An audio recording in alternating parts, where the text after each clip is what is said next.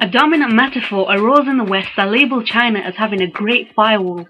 This firewall would protect China by excluding barbaric foreigners from becoming a potential threat.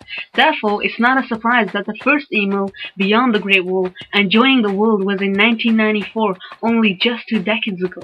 In 1996, the Internet became available to the average urban consumer. This means that unlike in 1989, when Chinese students overseas would have to protest on behalf of their fellow Chinese citizens, now in 1996, Chinese citizens had the power to protest online on behalf of themselves. Consequently, 2 years later, in 1998, we see a rise in online petitions, for example, in the case of the publication by Shenzhen Online of a report about the murder of a female business manager in her hotel room. Civil unrest continues in the following years.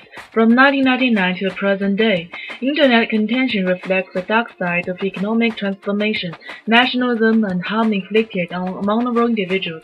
Evidence of such claims can be seen with the example of the 1999 street protests and cyberspace protests against the NATO bombing of the Chinese embassy in Belgrade. Furthermore, from the year 2000, there is a rise in both spontaneous online and organized offline protests against neo-nationalism, rights of vulnerable individuals, and disempowered social groups, in addition to social injustice committed by the powerful, beginning with the cover-up of a mine accident that killed 81 miners in Nandan in 2001, the detention of Zheng, a popular internet writer, in 2002, the death of Sun Zhigang in 2003, the protest against the proposed construction of a Skylence chemical plant in 2007, the protest against the arrogance of power in the case of My Daddy's Li Gang in 2010. So, why protest online?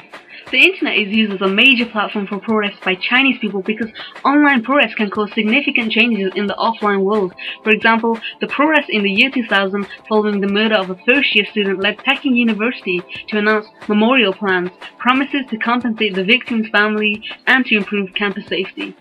As such, Chinese citizens protest online because they believe in the power of the Internet as being a democratizing technology which enables information sharing, interaction, and organization. By 2009, the bulletin board system has 2 million posts per day.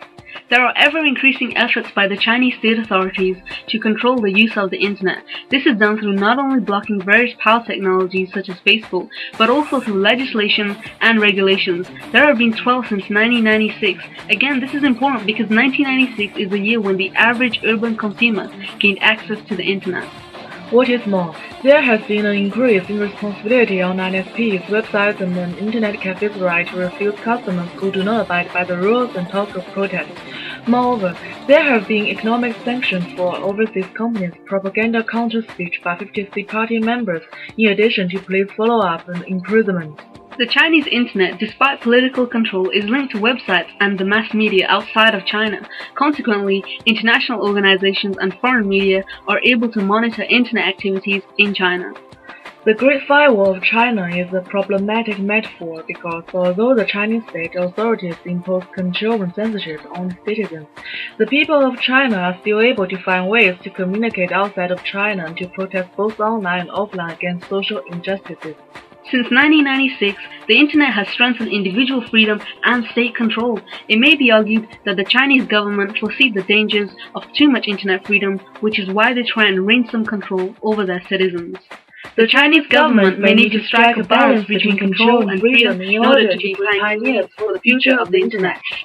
Let's talk about the Great Chinese Firewall. It keeps the ruler standing tall, controlling what is talked about online. All the little packets that contain a page's data into China through just a few lines. And there the data's mirrored so the government can peer into what's coming in, what's going out. So even if a site's not blocked, the censors work around the clock to find a keyword on the site that raises doubts. Words like evil, genocide, human rights keep the censors up at night. Dalai Lama and overthrow will hurt them more than you could know. Election, freedom, and democracy, you must be fucking crazy. Search Tiananmen Square and you might find an $1,800 fine. But there are always steps to get around. Use private networks, you may not be found. Connect to a server in some far-off land. But China's cracking down on these, so do it while you can. But the government can't do it all alone. Internet providers also do it on their own. what's censored and why? It's hard to know, cause sites on the censored list come and go. Google, YouTube, New York Times, and video.